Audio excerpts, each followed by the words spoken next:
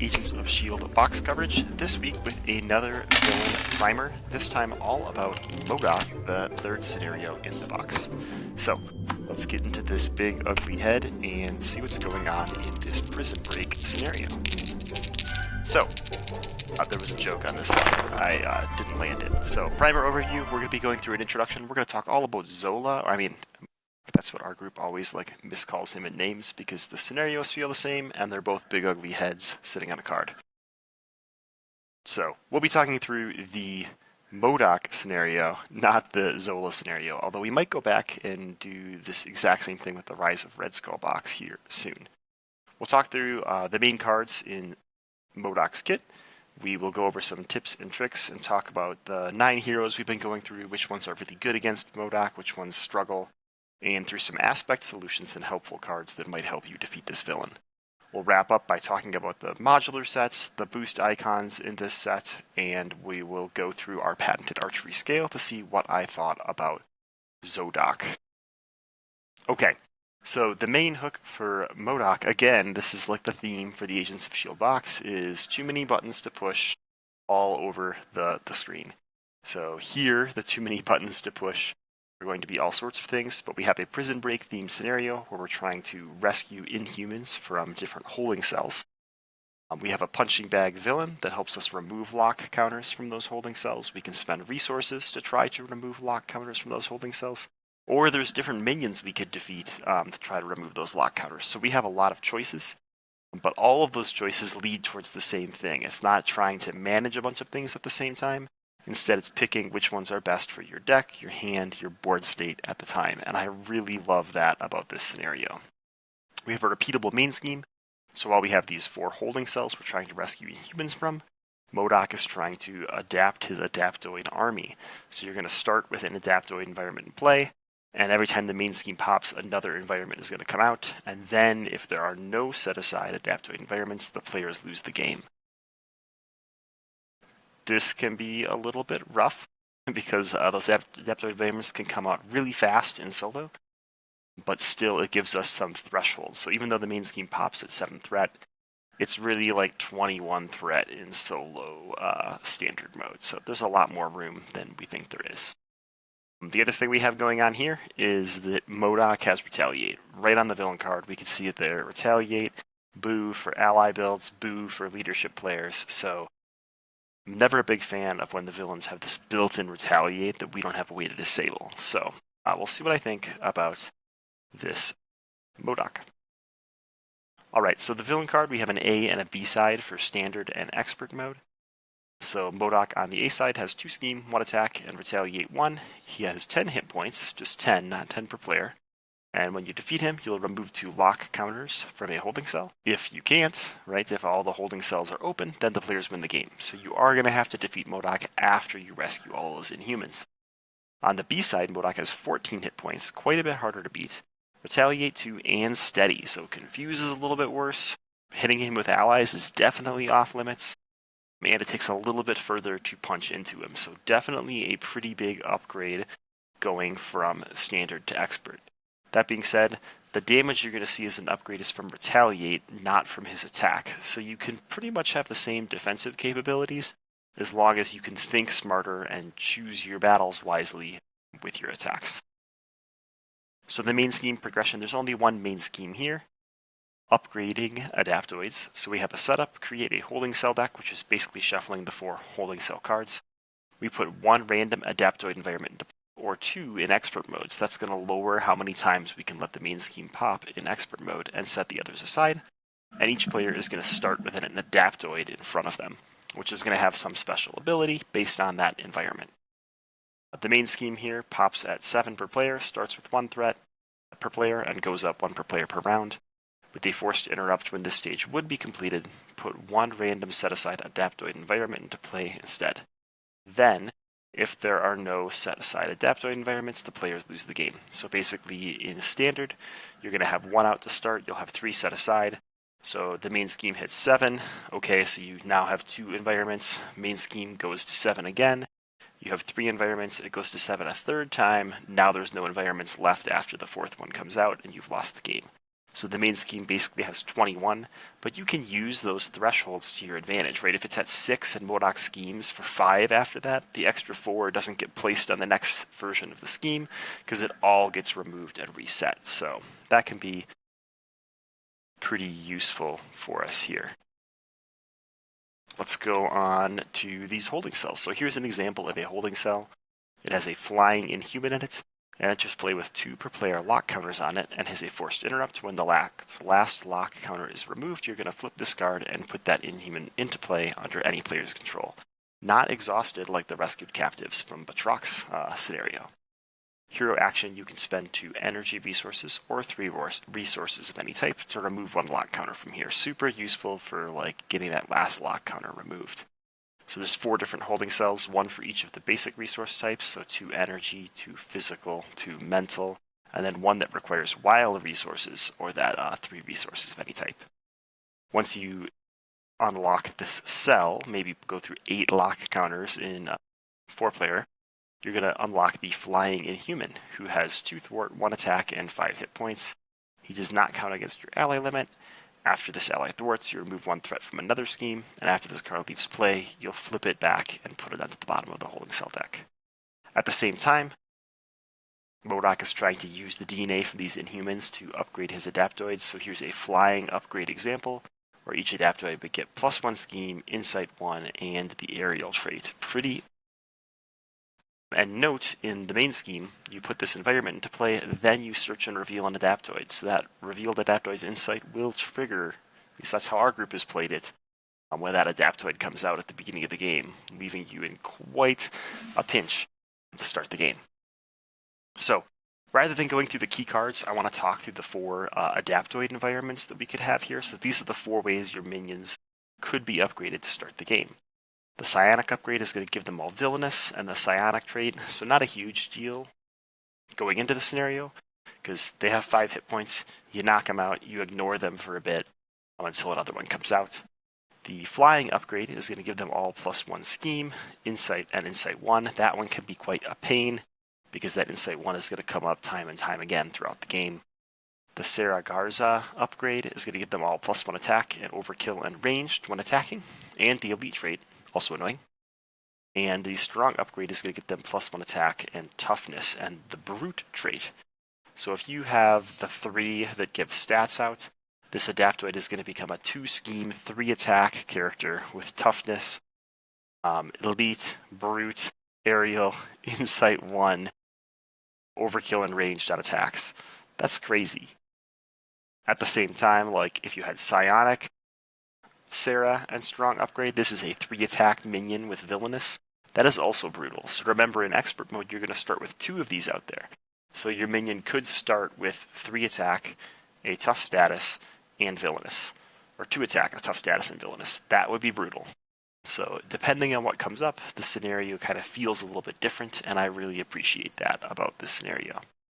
Also note on this adaptoid, when defeated, you're going to remove 1 all-purpose counter from an environment, which lets us remove more lock counters, right? So more ways for us to remove lock counters, more choices for the player. I love it. Alright, so the Inhuman allies that we can rescue, we have a Flying Inhuman, we already went over him, 2 thwart, 1 attack.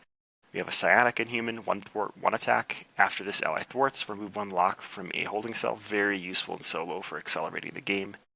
We have Sarah Garza, gains overkill and ranged, and is just a 2/2. And then a Strong Inhuman, who's a 1/3 with toughness that has 7 hit points. So it's important to note it's going to be difficult to use these allies to punch Modok, because they are going to take that retaliate damage. And they all have a forced response that when they're defeated, they can get flipped back over, put back into the holding cell deck, but that just prolongs your game. So I do use these to attack Modok in a pinch, especially if it's going to help me end the game. But a lot of times I'm using them for and just trying to sort of let them sit there unless I absolutely need them for some unforeseen reason. So the other thing Modok has is he has a ton of upgrades. So here's a slew of upgrades. Some that give hit points at attack, some that just give +1 attack and +1 scheme, some that heal him, one that gives him piercing, one that gives him like a variable amount of attack and scheme. All these upgrades are pretty crazy. And what I wanted to point out about at least these 5 upgrades is they're all singleton cards in his deck, but they all have a forced response. After Modok's hit points are reset, discard this card. So a lot of the things you're going to use normally, when Thanos' helmet comes out or something, right? We perform an attack and pay some amount of resources to get rid of it.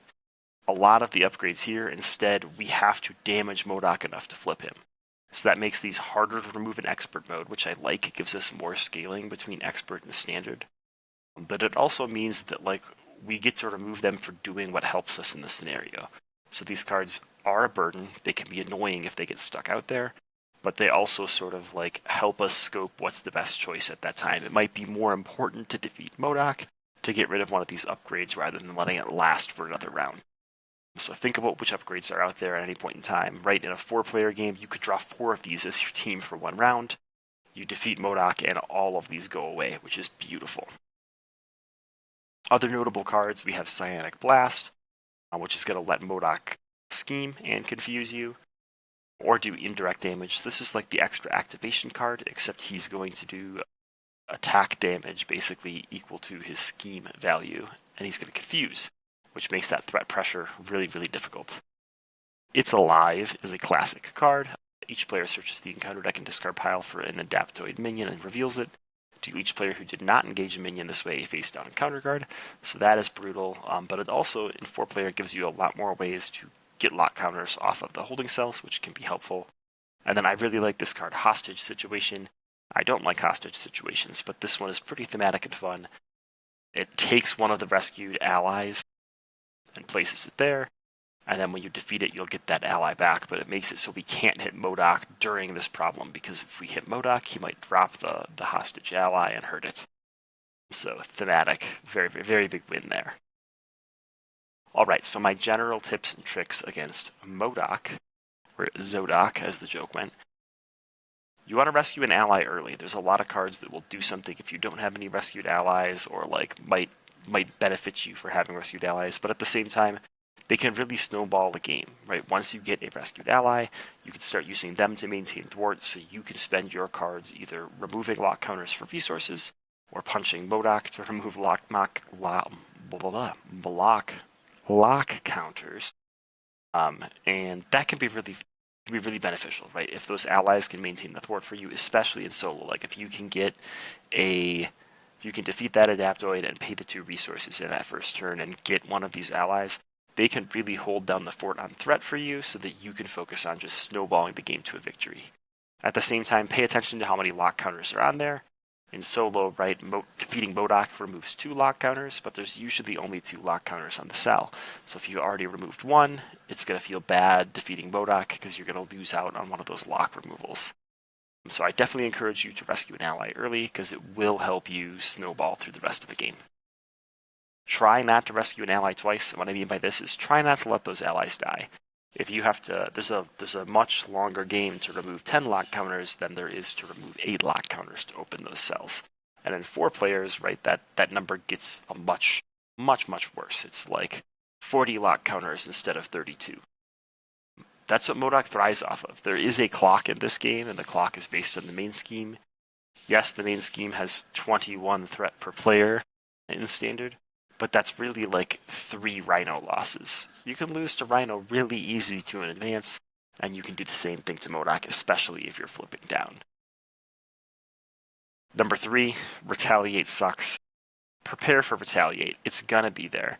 It's incredibly hard, especially in solo, to flip down against Modok. He has 3 scheme, his threat pops at 7. If you flip down, the auto threat's gonna go by 1, he's gonna get 3 scheme. All he has to do is get a small boost card, and you are pretty doomed. We can't afford many flips down to alter ego mode, so we want to be able to make up for that Retaliate by healing and maintaining hero form. Defending isn't that big of a deal because he's attacking for 1. He does have a high boost icon count, but still, you can take that attack. But if you're doing a bunch of little chip damage, hit for 1, hit for 1, hit for 1, all with attacks, you're really going to stack up that Retaliate damage. So think about ways around Retaliate damage, whether it's non-attack damage or overkill or something else, because that Retaliate can really suck the life out of you, which just adds threat pressure and snowballs Modok to a victory.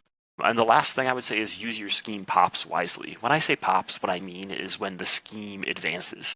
So here the scheme is going to advance at 7 per player, but the standard, right, it advances at 7, and then a second 7, and then the third 7 is, so we have one environment. After the second 7, we have 2 environments. After the third 7, we have 3 environments. After the fourth 7, third 7, that's when we lose the game. So you can let, if it's at 5 and the auto threat is going to put it to 6 in solo, you can let Modok scheme for 5 with a boost of 2, and it doesn't even matter to you because you're really only placing 1 threat and bringing 1 Adaptoid environment out. Now, if you get an Adaptoid as your encounter card, that can be kind of annoying, but usually that's pretty manageable compared to like constantly trying to get stuck in this like not making progress state where you're trying to maintain the threat too much. So really think about like how I can use those main scheme triggers to my advantage so that I can flip down and take a breather or focus on removing more lock counters and accelerate myself to a victory. All right, so let's go through our hero solutions, the 9 heroes we've been looking at here. So again, here I am looking for rush and big economy heroes. I think Modok is super rushable, especially in solo when you can do 10 damage a round and just defeat him 4 times, 5 times to win the game. Big economy heroes and wild resource heroes are going to help a lot. The gameplay video this week is Black Panther because that Vibranium can trigger every cell, which is super nice. And Confuse is very important, especially in standard mode because Modok is steady in the other mode. But like, it's super, super important for you to be able to flip down when you can. So I think that is a really important thing to think about bringing in your deck.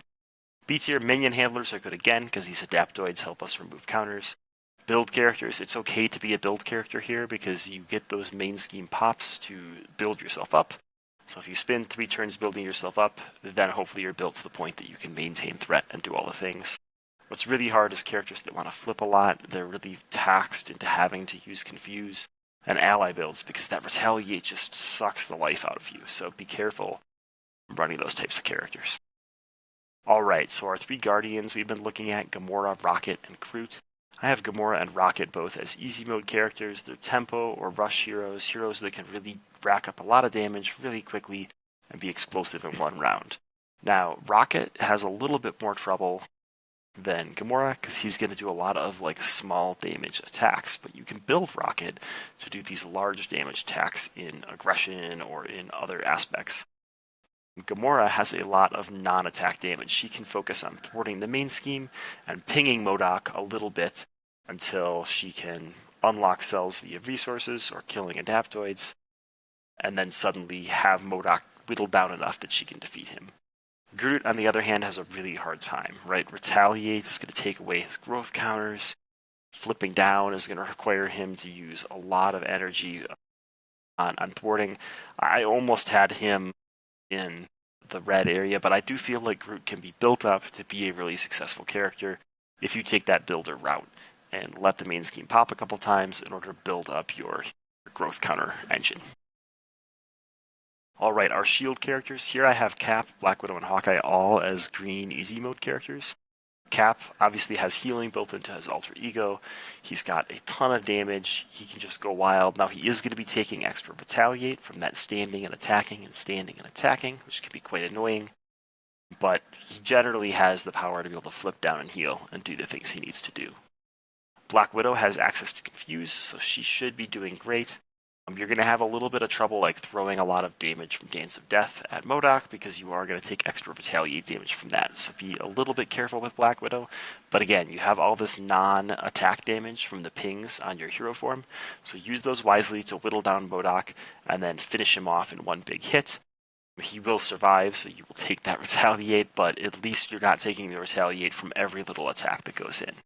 And then obviously Hawkeye's attacks have range, or his arrows have range. So you can avoid a lot of that Retaliate damage. You have access to Confuse. You can really just burst damage onto Modok and rescue those allies really quickly. Alright, and then our new shield and Spider Hero. So we have Maria Hill and Nick Fury. I have them both in the B tier. Now Maria can have a lot of non-attack damage, but it takes a lot of building to get there. It takes a lot of flipping down and using that extra card she can get from her alter ego ability.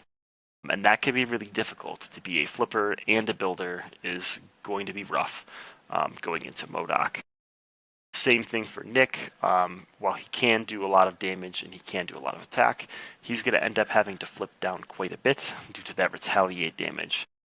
And because of that, he doesn't get to use his gathering intel ability as much and all sorts of things. So you definitely don't want Modok to scheme, even if you're avoiding one of that threat, because 3 threat plus a boost, becoming 2 threat plus a boost is still brutal. So Nick has a little bit of a hard time kind of in the B tier. And Spider-Man really ends up in sort of the C tier or the hard mode tier here. He's not impossible to win with, but he struggles with thwarting. He does have big sources of damage. He can heal and flip down, but he has a hard time like recovering from that scheme popping too much. He also can have a really hard time with minions because he has to use his big attacks on the minions, so then he misses out on his big attacks on Modok, and that can set him back a little bit. That being said, you can obviously still build Spider-Man to build Modok. It just might not be the natural state you'd expect him to be in. So for aspect solutions, for Justice, I have Sonic Rifle from the Venom pack, giving Confused to every character, going to be very strong. I have Determination, which is the 1 per resource from Mad Titan Shadow, because it provides a wild resource. That's going to help you trigger more lock counters and maintain threat in the main scheme, which are things you're going to want to do. And then I have Making an Entrance, because that's going to help you clean up the main scheme, and the main scheme should be pretty low, especially in solo and 2-player, because when it pops, then it's going to start over at a low value, and being able to heal your character is super important for recovering from that retaliate. For aggression, I have Precision Fighter from the Wolverine pack for the healing, right? Healing, good. We have Psylocke for the confusing, good. And then we have Audacity for the same reason as Determination. We're getting a little bit of non-attack damage in on Modok while we're working on getting lock counters, which we love, plus Hawkeye art, always win. For leadership, we have Hawkeye, right? There are a lot of minions, and if we can keep summoning or like finding ways to get those Adaptoids out and softening them up with Hawkeye's arrow counters, that can be really strong for our team. We have Innovation, because that lets us use our allies a little bit, as long as they can survive the retaliate damage. And then I really like Last Stand for rushing against Modok. Your allies are going to die anyway from the retaliate, so I may as well get my +3 attack damage out of them, right? Turning Maria Hill into a card draw on a 4 damage attack is very strong. For protection, I have Med Team from the core set, so that's the 3 uses shield support that will let us heal 6 damage over 3 turns, so basically just making up for that retaliate and avoiding flipping. And then my favorite card to use against retaliate is actually Energy Barrier, which is a tech item upgrade from the Miss Marvel or Spider pack. This is like a classic protection card that kind of gets slept on nowadays, but interrupt when you would take any amount of damage, remove 1 counter from here, prevent 1 of that damage, and deal 1 damage to an enemy. So not only does this help us avoid retaliate in standard mode, that retaliate 1 now actually becomes damage back to Modok that doesn't retaliate back against us because it's not an attack. So if I get an energy barrier out, I could attack Modok 3 times for 2 damage each. I would get hit for 3 pings, but I could reflect all 3 pings back at Modok and have done 9 damage to him and taken none myself, all for 2 resources, which doesn't seem bad. And then the last card I have in here is Come Get Me Bub. Obviously healing, tough cards, really good. This also helps you fish out those Adaptoid minions so that you can use them to remove lock counters. So Come Get Me Bub from Nightcrawler pack, A+ against Modok. But be careful using it later. Once there's environments out, those Adaptoids can become problems when they come out. So, your mileage may vary. Alright, the recommended modular set by FFG is the Scientist Supreme modular set. So here we have the Scientist Supreme Aim Genius minion, 2 scheme, 1 attack, 6 health, and victory -1, villainous and vulnerable. 3 boost icon, big minion, piercing ranged, all the bad things. Then we have Monica, who has 3 scheme and 1 attack, victory -1 and vulnerable, and when the Scientist Supreme is in the victory display, Monica is going to gain villainous. The whole theme of this set is you're going to get these minions. Once you put them into the victory display, it makes other cards worse. Like the next card, Diplomatic Immunity, a side scheme, 3 threat per player with 1 acceleration icon, so maybe you just ignore it. Except, when revealed, place 1 acceleration token here for each aim minion in the victory display. So that could be 2 if you've taken out Scientist Supreme and Monica, meaning that this side scheme now has 3 acceleration tokens on it, which is a bit dicey. And then we have 2 copies of Diplomatic Sanctions. I hate this card. Surge. When revealed, discard 1 card from your hand for each aim minion in the victory display. So at the start, this is going to be nothing. Later on, this is going to be like make your hand size 2 when you're playing She-Hulk, which I really don't like. The boost icon as well on this card is that this card gains the boost ability is that this card gains 1 boost icon for each aim minion in the victory display. So these start as 2 boost icon cards. They can become 4 boost icon cards, which is yikes. Alright, so some other recommended mods you can try out. You can include Doomsday Chair from the Modok set from the core set. It works okay, like the Modok minion can't come out, the side scheme can't go fetch him, so you lose a little bit of that. But the minion does surge based on the new rules if he tries to come out. And the side schemes having an acceleration token and just 8 flat threat can be really brutal, especially in 1 and 2 player. In 4 player, that's like the normal per player account for a acceleration side scheme, so a little bit less exciting. The real reason this is exciting is all those biomechanical upgrades. This plays into our theme. It puts biomechanical upgrades onto our adaptoids, making it harder to defeat them. All sorts of fun things. I also like Ransacked Armory, just for more ways for these adaptoids to gain abilities and upgrades and be crazy. And the Menagerie Medley from Galaxy's Most Wanted adds those Star Sharks and the Space Pirates and things that confuse you and all sorts of nasty things that seem like they would be in holding cells in Modok's Mad Scientist Laboratory. So for thematic easier time, and these might not be that much easier, but they're ones that our group has played recently, we have played with Symbiotic Strength to give Modok extra activations. It also gives him these symbiotes that are in his holding cells that are like, as you're rescuing Inhumans, you've accidentally opened a cell and a bunch of symbiote little ankle biters have come out that you have to defeat. Same thing with Zax and Armadillo, is in our group, we thematically pretend they were in one of the holding cells, and we accidentally opened one, and we were like, whoa, that was the wrong one. This is a bad guy. So those can be really fun, but maybe not as challenging as Ransacked Armory or like anything from Galaxy's Most Wanted with minions. So our boost icon count with the recommended mods. I'm not going to read this whole table to you, but basically we have 5 cards, a typo again, with 0 boost icons. We have, oh my goodness, I didn't replace the totals down here. I have them in my spreadsheet. Timeout, timeout. Let's get that up here. We have 5 cards with 0 boost icons, 6 cards with 1 boost icon, 15 with 2, and 3 with 3 boost icons using Modok, the standard set, and Scientist Supreme. Obviously, if you're playing Expert, that's going to go up from the Expert cards. And if you think about the Scientist Supreme, those cards that had 2, it could be 4, got categorized as 2s right here, which is pretty low. There's also some boost abilities in Modok's ability to give another boost card. I'm not taking any of that into account, but with the numbers we just went through, Modok plus the standard set plus the recommended mods is about 1.5 boost icons per card. So you should anticipate that when Modok boosts, he's going to get 1 to 2 boost icons. And conservatively in my head, I always round that up to 2. So I assume he's going to scheme for 5 when I flip down an Expert, which is a lot.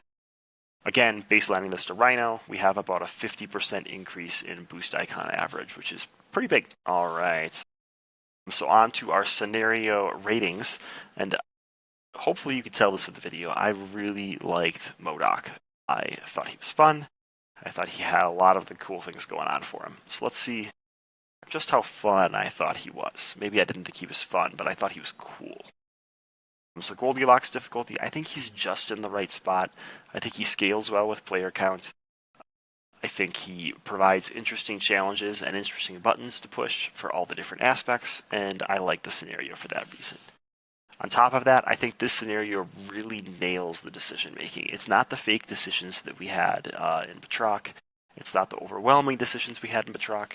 It's taking your hand and figuring out what is the best mode of operation based on my hand and what's on the board and what my choices are to remove lock counters. And that's the kind of decision making that I really enjoy out of Marvel Champions. It's hero empowering decision making instead of hero taxing decision making, and that I think really shines in the Modok scenario. For uniqueness, he also had a 5. I thought this was a super unique scenario. It is a minion heavy scenario. but it's a different way of having minion-heavy things. You kind of give the villain this catch-up mechanic that we never see in Marvel Champions. A lot of Marvel Champions is defeat the one side of the villain, gather up enough attack that when you defeat, go to stage 2 of the villain, you can knock him out in one turn, and basically ignore the fact that the villain got stronger. Here, Modok's not getting stronger, but all these little minions are through time, and they're doing it like in a calculated risk sort of way for the player, which I really enjoy. So I really enjoy a different spin on the villain getting stronger so that I actually get to see that strength happening in the villain.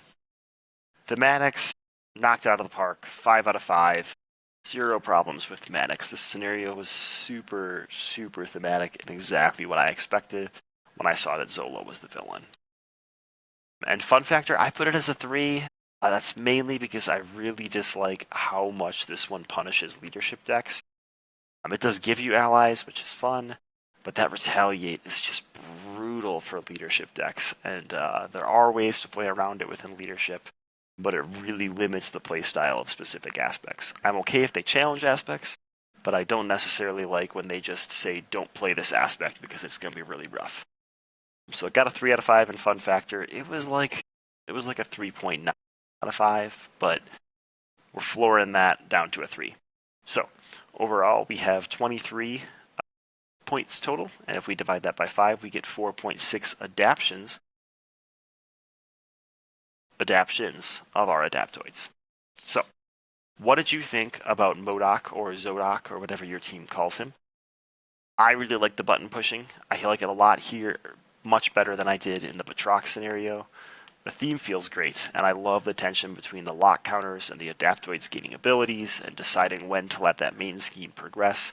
I find that is a very rewarding decision for me as a player, but it's not super fun when you're playing ally builds and the villain has Retaliate. I really disliked when villains have Stalwart. I usually dislike when they have Steady.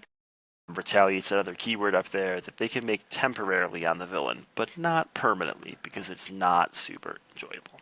So, what did you think about Modok? Apparently I didn't change the last line. Did you enjoy this leaping head that is leaping out of the card, this prison break scenario? I thought it was a blast, but I'm excited to talk about the next 2 scenarios because they just might be my favorite in the box.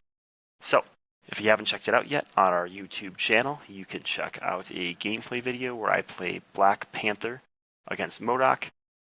It was super fun. I love doing it, and we will see how that goes, and we'll see you next week for the 4th scenario of the box. See ya.